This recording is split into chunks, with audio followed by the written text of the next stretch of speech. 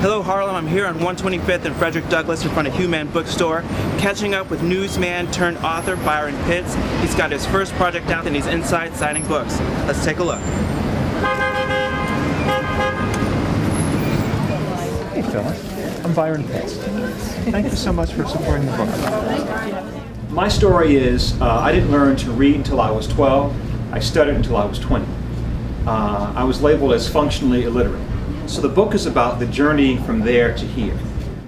Byron Pitts is a chief national correspondent for CBS News. He also works on 60 Minutes.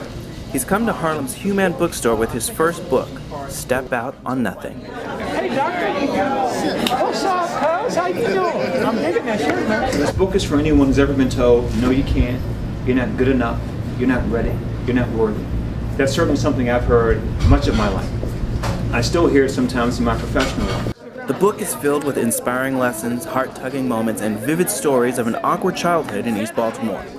Mr. Pitts takes Harlem readers back to a devastating morning in church when his secret caught up with him. After several weeks of training, I was set to record my first live Sunday morning service. The chief engineer promised he would be there. That morning, the phone rang. Hey Byron, I won't make it to church today, but you can do it. All the equipment is labeled. The instructions are all written out for you. A fire alarm should have gone off in my head. It didn't. I went to church figuring I'd memorized enough to get by. The service was rocking, the spirit was high, and the choir sounded like angels from heaven. By accident, I hit the stop on the recorder. The tape stopped. I panicked. I wasn't trained to cue up a tape and record again.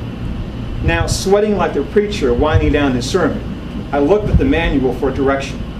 It might as well have been written in Braille. I couldn't read it. I couldn't fix the problem. And soon everyone would know I was stupid. For the remainder of the service, I buried my head in my hands. Most people assumed I was praying. I wish I was dead. There's a cast of characters in the book who help Byron overcome obstacles, including self-esteem. His mother is a central figure. She's there threatening to burn the car when his dad is caught cheating. She's there when everybody learns that Byron can't read. And she's there with tough love when Byron wants to drop out of college. At the first sign of trouble, you want to give up. Fine. Bring your ass back to Baltimore and get a job. Maybe if you think you're up to it, enroll in college here. There are plenty of places in the city for dummies. Yep, come home with your tail between your legs and get some half-assed job and spend the rest of your life crying about what you could have been. Is college harder than high school? It better be, as much as it costs. So what's that mean for you? Work harder than you think you're capable of working. Pray longer than you've ever prayed. That's what I'm doing. That is what we always do. What has your grandmother told you? You can't climb that mountain without some rough spots. She's still there providing support. That's her in a flowered shirt. Audience members mesmerized by her words in the book acknowledge her. I've always been proud of all of my children, and I'm very proud of Byron and all of his accomplishments. And I'm glad to be with him on some of his book tours. One of the, I think, messages in the book is for parents especially, is to hang in there with your child. To push when they don't want to be pushed, and to push others when they don't want to be pushed. And be your child's chief advocate. And certainly my mother was that for me. Hue-man customers had endless questions for the newsman, and without a chance to read the book they just purchased, they wanted to know the secret to Pitt's success. Tell me how a poor black boy from East Baltimore got into journalism and television journalism. If you would kind of take us along that path, we're still going to buy your book. Buy as many as you like. By the time I was 18 years old in college, I had said the goal was at 18, I want to work for 60 minutes. By age 45, that was my goal. I was raised as a visual learner to write things down that I wanted in my life.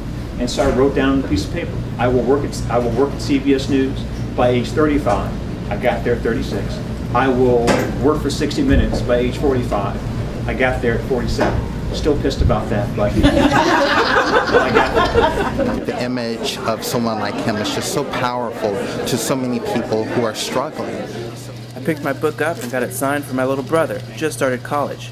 he, like the rest of us, can use any and all of the inspiration we can get on our paths to success. Steve, congratulations. Thank you, brother. All good stuff. Thank you. Great meeting your mom. He's just, here's his little picture. He's just so, to me, so positive and inspirational because we do have these issues in our community of young people who cannot read.